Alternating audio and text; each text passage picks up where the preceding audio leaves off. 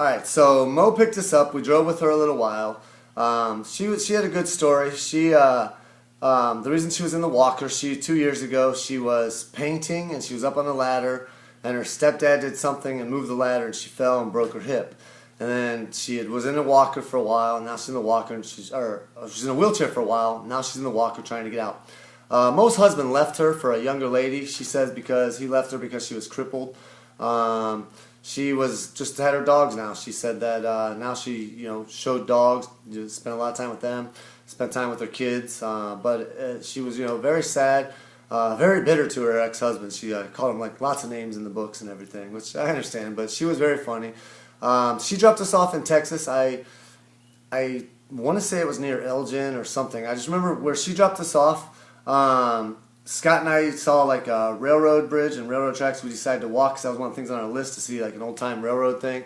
So we walked like a little ways. I think that was only like maybe our map said it was like maybe 1 or 2 miles to the next exit. So we walked there. There was a hotel. I remember we filled up our water bottles in the hotel and took some candy. She let us have some candy to chew. And then went and made a sign. That's where we made a sign. Was that one of our first signs? Yeah, one of our first. One of our first signs, Dad and Son going west. And actually, she didn't have cardboard. She had a piece of paper. We wrote on a piece of paper. And, we're holding a sign, Dad and Son going west. And then this gentleman who works on, it was our first, he works on rigs. And I thought he was like a semi. That's when I realized that rigs were oil rigs, But he was a rig worker and blah, blah, blah. He had, I think, 2 boys and 2 girls. Or I know he had a bigger family, too. A lot of them were around my kid's age. And he was going to work where he dropped us off. I believe this is where Elgin, Texas comes in. He dropped us off. There was not an entrance ramp to the freeway in Old 66. So Scott and I had to walk 7 miles to the next ramp. And we had 4 bottles of water. I think he gave us a Coke or an RC. Am I correct? Did he give us a pop? Yeah, he gave us a Pepsi. A Pepsi. Each one or one to split? I think one to split. One to split, that's what I'm thinking too. And so we had 4 water bottles and a Pepsi. And we went, mile 1, boom, killed the Pepsi and a water bottle. It was about 102 degrees. We're on Old Route 66 just walking. Same thing, mile 2, water bottle. Mile 3, water bottle. And cars were going past us. They're just like, I ain't picking up these 2 crazy white boys. And I remember we were like entering in mile 4. And we'd heard them left and right. I mean, you could hear them. We'd heard them for a few hours. Rattlesnakes, you'd hear them here and there. And we saw our first rattlesnake and took off. I mean, we got, so much energy. Wouldn't you say you got energy? I mean, you went from being dead to, Lightning McQueen. And well, I think we were getting ready to start that 4th water bottle. I took a shirt, and I believe I put it over Scott's head. Dry, I didn't waste any water. And as we were walking, this lady, Cindy, picked us up. And she was like, the only reason I picked you up is because your son looked like he was about to pass out and die. Cindy gave us, took us to Sonic, and we got, 2 44-ounce waters each, gulped those down, filled our water bottles up, took us a little drive around her town, little Sayre, Texas. We went and I remember we seen her little town. She dropped us off at a truck stop area, and at the truck stop, she gave us like some tuna fish and some different she had these like little meal things that she had. They had like fruit cocktail, different stuff in it. So we went in. That's where we filled our water bottles. Was the truck stop. She dropped us off at. Went in there, filled the water bottles, come out, talked to a couple people, went on the freeway and got picked up. Pretty fair right away, right? I mean, It was right away. Was that the one where Tanner picked us up? I think so, Tanner. Okay. It was funny, man. Scott and I, the whole time, we used to judge. We would try to profile cars, profile people, and there was like a Mercedes, I'd say, an older Escort, like from the 80s, and then this fairly nice truck that had like part of a Monte Carlo or something, the front on the back of it. And we're looking, and I'm like, all right, now those 3 cars.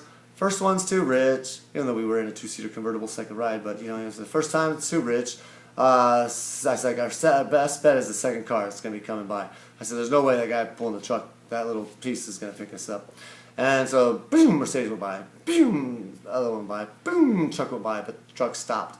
It was like Christmas every time, when Scott would look back and say, Dad, come on, and we'd just run to the car. Well, this was Probably what I think was one of our politest rides. This young man Tanner picked us up. His dad owned oil rigs. They owned cattle. He told us all about it, all about setting up the rigs. Told us about the cattle, how they grow their own crop for the cattle, blah blah blah. Told us how many years ago, before all this economy hit, they had 600 head of cattle. Now they only have about 300, but they're getting back up to the 600 range. And he was the most polite. He was like, yes sir, no sir, yes sir, no sir, yes sir, no sir, to both of us. And I'm like, look, it's Michael and Scott. He's like, no sir, this is the Southern way. Well, he took us to the little town of Shamrock. In Shamrock, he took us by the U-Drop Inn, where from Pixar's Cars. Told us all about that. How it was Ramon's place. Was like drove around. Was like, hey, why don't you get out, get pictures, all that stuff. He's like, your kids are gonna love it. And he was a young kid himself. I mean, I'd say early 20s, probably like 21, 22 years old. And we went. We had gone. We were standing there in Shamrock, and Shamrock was like one of the luckiest and the nicest places. This one lady and her son went by, and they told Scott everything. They live here locally. Gave Scott $20. Boom, we ever eat at McDonald's. Scott and I standing on the freeway, and we have a sign that's going Dad and Son going west. And this other lady comes, boom. Hey, I live here locally. Can't help you out with a ride, but what'd she give you? $10. $10. And how many more minutes still you got? $10 more from another lady. Like 5. I mean, he made $40 in like 20 minutes just holding a sign that says Dad and Son going west. We didn't make a ride yet.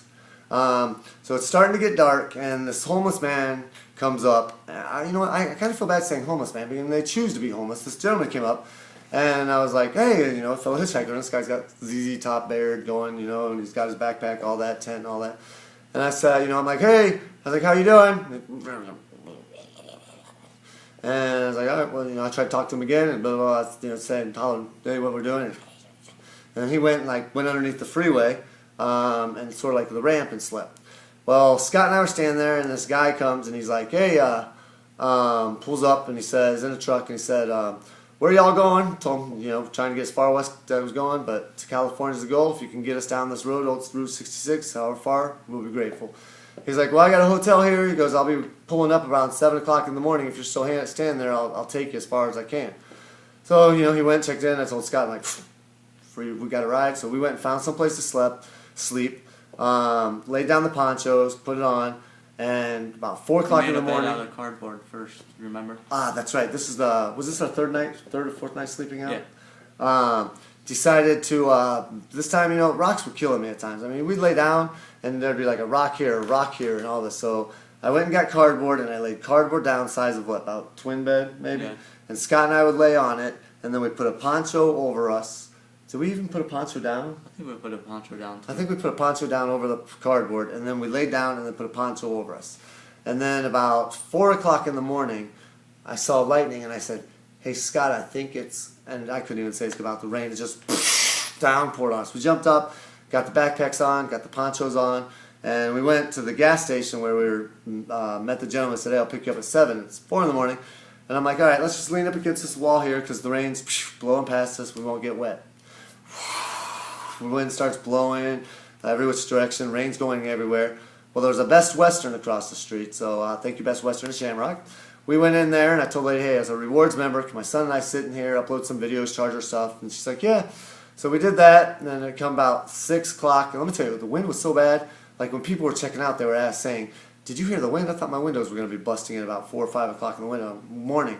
I'm like, yeah, we felt it. This Best Western, we sat in there on this couch for a while, uploading videos, and I talked to this lady.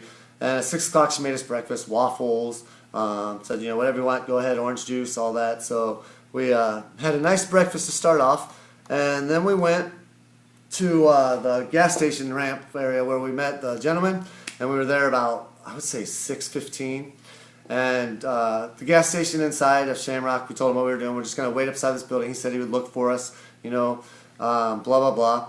And so we were standing there, and it was raining. They kept saying, wait inside, wait inside. No, I want to wait outside. I want to make sure we don't miss the sure ride. So 6:50 comes, we're waiting. 10 more minutes. 7 o'clock comes, I should be coming in a minute. 7:15, 7:30, 7:45. And it's like gas station people come, are you sure your ride's coming? I'm like, man, I have faith. I'm hoping. They gave Scott a jacket. They said they looked like we were cold. Because I think we used the ponchos to cover the gear, right? Yeah. Or did we just put the ponchos away so we didn't have them? I think we put the ponchos away so we didn't have them when he came. We just go. And so Scott was kind of shivering. Well, they gave him a little jacket, stuff to wear while we were standing there. And about 8:05, the truck pulls up. You boys still want to go? Scott took the jacket in, thanked him. I loaded the thing. And we got in, and it was Wayne.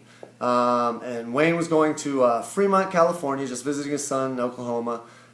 He was a widower, and I think he was a widower, wasn't he? Yeah. No, he wasn't. Wait. No, because she's the one that... He might have been a widower originally, but I know it was the lady that he married. Because he always talked about liking 30s and 40-year-old women, blah, blah, blah. He joked with us, if a 35-year-old woman needs a ride, boys, you're out. But the lady that he had been married to about 4 years ago just took him to the bank for everything he had. Isn't that what he said? I think so. Some stocks and all that taken in. Anyhow, he gave us probably our longest ride and our most sightseeing eventful ride. I mean, he would go off Route 66 100 miles at a time, show us different things. This is where him and his wife went one time. This is where his kids went camping. Took us to ghost towns. Took us to different tourist shops to see. He stopped at ranchers, asked them, about hog hunting and wild hogs and stuff. And Wayne did it all. Wayne, I mean, he was an older gentleman, like 70s, maybe even pushing 80s up there. But at one time, I think he said he raced stock cars with Richard Petty. He's rodeos his whole life. He said he rides quads and lassos cows and horses and stuff. Has a ranch in the Dakotas, a ranch in, I think in Fremont, somewhere, California. But, he had worked with the SWAT team at one time, carried a gun, had guns in the back of scopes. I remember one time I asked him, how good are you with your the rifle, blah, blah, blah, with your sniper rifle. And he's like, see that oil rig out there? I was like, no. And he's like, well, I could hit a gnat's ass off of it. He was that darn good. But Wayne was also, he was funny, man. He had this nervous twitch where he'd go, yeah, Michael, I can't even do it how he does it. And it reminded me of being in a SpongeBob episodes at times. And then his dog, he had a dog that sat on my lap. And I remember for like the first couple hours, that dog just kept digging his ass. So I was like,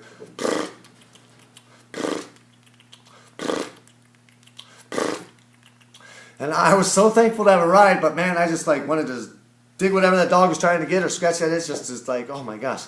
He had a dog in the back seat that Sammy, when we first got in, Sammy would bark a little bit, and he had this little remote control, and he would zap Sammy, and sometimes he would do it too high, and the dog would like, whoop, yelp.